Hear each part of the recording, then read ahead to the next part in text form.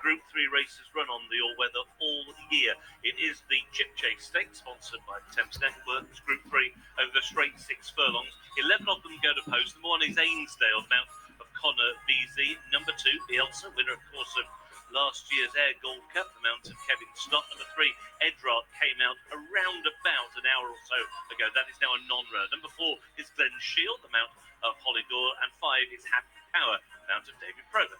Number 6, Judicial, won this race in 2020, the mount of Callum Rodriguez, aboard that day. Number 7 is Magical Spirit, Tom Eaves. Number 8 is Mondam Edge and Cam Hardy, one of those went to start early. Number 9, Spycatcher, Clifford Lee. Number 10, the well-back Anaf, a big price of Jason Hart, looking for a double on the card. Ebro River, Group 1 winner already. He's got a post early mount of Ben Curtis. And number 12 is Sense of Duty, the favourite, the mount of Tom Markov. We'll make a start looking at the horses for the Chip Chase. And the first one we're going to look at is number 1, Ainsdale. He's making his seasonal reappearance, 230 days off the track. It looks like he will tighten up for the run, but doesn't he look really well in his coat? Look how shiny he looks. He's like a bronze statue, Ainsdale. We're going to drop back to number 2. This is Bielsa, winner of the Air Gold Cup last year. Looking, of course, to try and pick up some of that form again, but he's been a bit disappointing this season. Hopefully, maybe being back on the all-weather might perk him up. We're going to drop back 80 to number 7. We're going to pick up Magical Spirit, another one for Kevin Ryan. He definitely will have sharpened up for his reappearance run. Still is a little bit tubby, though, around his belly, so he might need another run. We're going to drop back to number 12. We're going to pick up Sense of Duty. She's the one that's really well fancied for this race. She is the only filly as well, and physically she is a little bit slighter compared to some of these big, stocky sprinters. She's a little bit more delicate frame. She's got a really nice walk to her, though. She's got the red hood on in the parade ring. That's to keep her nice and calm, which is working really well. No negatives with her at all, just the fact that she is a little bit smaller physically, not as well developed as some of the other sprinters. We'll drop back and we'll pick up number 5. This is Happy Power, the only grey in the race. Dropping back to sprinting today for the first time. Still quite unexposed, this lad, on the all-weather. He had one start at Wolverhampton when he finished second, so there's definitely hopes he might handle the track today. Pick up number 10. This is Anaf. Huge outsider, but he does hold course and distance for me. Won here in March. And then we'll pick up number 4, Glen Shield, because I know he's going to be a popular horse this afternoon, Glen Shield. I'm not going to be honest, I have seen him carrying a little bit more condition. He's not your typical looking sprinter, the way that some of them can be on the toes and they're kind of ready to go. He's very relaxed and subdued as he walks around the parade ring. His coat looks good, though, and he looks fit and ready to go. Just having a look at the market for the race, and Sense of Duty 2 to 1 across the board in general, but you can get slightly bigger in places, around 9 to 4 in 1 or 2 places. Glen Shield and Spycatcher have been pretty solid. Perhaps Spycatcher just slightly the better back of the pair, just behind them. I just mentioned Happy Power has also been supported for David Probert, and one at a big price. There's a little tickle for the 10-year-old Judicial, who's got a good record here at Newcastle. He sure does, and he's looking to become the second dual winner after Ted Burrow in 2000 and 2002 of this race, which is one of 5 non-turf group races run throughout the course of this season. And it's had a good roll of honour. 1994 Piccolo won it, Halmaheras won it, Fairjag and Soldier's Tale. So some good horses have won it in the past. Judicial, as I say, looking to win it for a second time today and being nibbled at big prices, according to Rishi in the betting ring. There's a look at Happy Power for Andrew Balding and David Probert. Andrew won it last year with Chill, but the favourite is Sense of Duty, who Jason beat Flotus last time. How strong is that for? Incredibly strong. Obviously, with Flotus coming out and running such a huge race in the Commonwealth Cup behind Perfect Power. And I like the way that she knuckled down here. You know, both myself and Kevin are under the impression that she's not quite the finished article yet, and so she's going in against some gnarly sprinters here, which is going to make it very tough. But this was a lovely attitude to show. You know, you win a battle, it brings you forward. Yeah, and like you say, Jace, for me, she wasn't really knuckling down until quite late in the piece there. You see the way she was carrying herself. Like, it was only late that she really dropped her head and galloped on. And that's kind of the theme we're dealing with here. It's young versus old. You've got the Fav, who's only had 4 spins, who's never ran on an all-weather surface before, against some really gnarly old customers that have been around the block and back again and around again. You know, so I'm slightly concerned. Look, this is a stern test of her. You know, but new surface. You know, the first time she's ever taken on boys. I think and hope she's up to it. And if she is today, I think Ollie, she'll be a Group 1 filly in the making. But one of those sort of battle-hardened horses that's been round the block and back again is a horse you can see there on the left. That's Glen Shield for Holly Doyle and Archie Watson, winner of the Group 1 Champion Sprint in 2020, Jason. Yeah, if Holly manages to win on him here, that means that she's won on her last 4 rides out on the racecourse. And he's a super old performer. Top rated, 114. We know which way he goes. He'll ping along from stall number 9 and lead them a merry dance. I'll tell you what looked great in the prelims. First run for Julie Camacho and the team, Ainsdale is definitely looked an absolute picture. If you could pick one in the prelims, it'd be him at a massive each-way price. There's Holly moving forward. She'll be coming out of stall 9 on Glen Shield. Mondemech has gone into stall 6. He hasn't done that sometimes in the past. He's a good old friend of yours, isn't he? Yeah, he is. He'll be held up and played late. He fluffed his lines by not going in down at the Royal Meeting. Prior to that, he'd run an absolute cracker up at Haydock. Sense of Duty, 15 to 8 favourite. Glen Shield and Spycatcher at 7 to 2. A quick line on Spycatcher, Kev. Oh, look, he's got the form to go close, doesn't he? Again, he's one of those with more experience, but he wasn't my first or second choice. Last one moving forward. Mark, all yours. Magical Spirit will be the last one in. Stall 8 with Tom Eaves, 11 of them standing in the starting stalls. And they're off in the Thames Network Chip Chase Stakes, Group 3. Through the very early stages, Bielsa shows his normal early speed. He's got that rail to help. It's carried him into a share of the lead with Glen Shield. Also, Ebro River is very keen with Ainsdale right over on the far side. Judicial and Anaf are just in behind that leading group. Spycatcher is over on the far side, racing alongside Happy Power. And then just thinking along Sense of Duty to go the early gallop without the back of the field. Mondemech last. Last but one is Magical Spirit. They're racing through the halfway point. Glen Shield over on the far side just has the lead with Ebro River, the green colours of Anaf, and towards the near side rail Bielsa. Those are still the first 4. Judicial and stablemate Ainsdale are next, and these are then being followed by Sense of Duty, who's been given the hurry up now by Tom Marcon to try and close. It's Anaf now towards the near side, who has just got the lead with over on the far side Ebro River and Ainsdale. Bielsa is still there and now bursting through the filly. Sense of Duty, and Sense of Duty has come through to lead. Sense of Duty has gone on now. Quickly she establishes a lead of 3 winding lengths, and Naf is back in second, but she's a group horse here. It's Sense of Duty who wins in a romp in the Chip Chase. Anaf in second, followed home by Bielsa and then Ainsdale. First time she's taken on the boys, first time she's gone into group company, and she has put them to the sword. She might well have just been niggled at halfway, but the turn of foot inside the final foot and a half was quite exceptional. And she has now made her career statistics 4 from 5. Tom Marcon Road for trainer William Haggis. Just look at the distance back to the rest. Anaf has run a huge race in second, but he is strictly second best today. Bielsa has held on for third. Ainsdale, a good run on his stable debut in 4th. And in 5th, Happy Power. But basically, 2nd, 4th, 5th, 6th, they didn't count. It's a one-horse race. Sense of Duty. That was beyond impressive. Have we seen the birth of a star there, Kevin, do you think? Oh, I think we've seen a Group 1 filly there, Ollie. That was very impressive.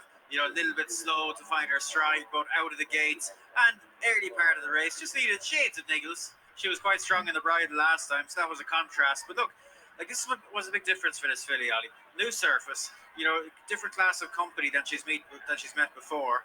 And the way she has erupted clear in the closing stages, and that's what she seemed to do. She seemed to very much erupt away from like very experienced horses that we know a lot about. You know, this filly's got to go into Group 1 company next time. I don't know if it's the Haydock Sprint Cup or where you'd go with her but I tell you what, she's a good one. Pre-Morris the Geese, 6.5, maybe Deauville, something like that. She's a real one, I think. And Adele was saying she's not completely made up physically yet, so there's worryingly for anything else in this top tier of the sprint division, potentially a lot more to come from her. You're going in against horses 5, 6, 7-year-olds that are completely set from a physical point of view. And if she can improve, it'll be so interesting to listen to Tom and what he has to say. But she has made a good bunch look decidedly average, which is hard to do. I mean, that's a 6 furlong sprint, Ali. You don't see 5-length winning margins in group sprints very often. Like, that was deeply impressive. And I know that perhaps not the fours of old, but there's a couple of Group 1 winners in behind. It looked impressive. What did the jockey make of it?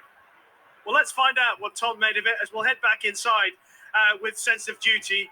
Now, we are watching that, Tom, and we are all waxing lyrical about what we've seen. You're the man on board. You can tell us better than anyone how good that was. Look, I was really impressed with her. When I rode her up at Raycar, I was, as much as she probably was very well in that grade in the novice, she wowed me the way she went through with it, and obviously she went and beat Flotus last time, and it was the first time she had to properly dig in. And to be honest, seeing her today, she's done really well physically since I last sat in her, and it wasn't that long ago. So when I got off her Raycar, I thought she was definitely a stakes filly. To be honest, obviously she cemented that, but I mean it's going to be pretty exciting times because physically I still don't think she's finished yet, and she's only just getting the hang of sprinting really yet. So. She was pretty good when she beat Flotus and Benefit last time. The turn of foot that she showed when you really asked her to dig in today, did that take you by surprise, or is that what you expected? No, to be honest, while I was very impressed by it, it was what I was hoping she might do. She used to get in a bit of a muddle with her legs when she would change leads to try and quicken up. She would almost sort of fumble for a minute and then get going. And as I say, she's getting the hang of sprinting, and she's becoming really professional. So exciting times. Exciting times indeed. Well done, Tom. It sure is exciting times, and I know I'm probably guilty here of getting ahead of myself, but when you look at what Nature Strip did in, admittedly, the 5 furlong race at Royal Ascot, the Australian came over onto our turf, if you like, and blitzed them. The sprinting division traditionally is a division on these shores in Europe that is crying out year after year for a star. I know she's got a bit to go to take a Group 1, etc. But when you look at a performance like this, you do think that we've just witnessed something very special in what is an open division, Kevin. Oh, you'd love her. You'd love her. It's only the 5th start of her life, first in group company. And in fairness, especially in this part of the world, fillies have stood up very well in the sprint division. In the last decade, we've had some absolute hurlers at top of my head, Mecca's Angel, Marsha, fillies like that. There's been more. This one could be one of the ones now. Without wishing to over-egg the pudding now, but that was very impressive. She's got to be clever as well, Ollie. So last time she had quite a hard race to go and get Flotus. She's come out. She's been brilliant in the preliminaries. Early stages of her career. That is so important. How she takes the racing, how she comes out of the battle.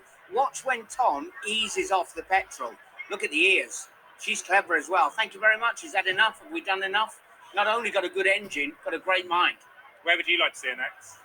I just had a check there, and there's no big race entries at the minute, but the Morris to Geese would be interesting now. Deauville, 6.5 furlong, Group 1. Haydock Sprint Cup is, early September. Group 1, 6 furlongs. Ground can't get a bit soft there. There's interesting options there for her, and I think you have to be shooting Group 1 after that. Definitely. I'm sure William Haggis will be plotting the path for Sense of Duty after that. Well done to Rishi Prasad. That was his £20 challenge selection on this morning's opening show. So we've just seen something pretty special there from Sense of Duty, but the 2 big ones are still coming away this afternoon. It's the centrepiece of the summer in the northeast. Higher power, who wins the play?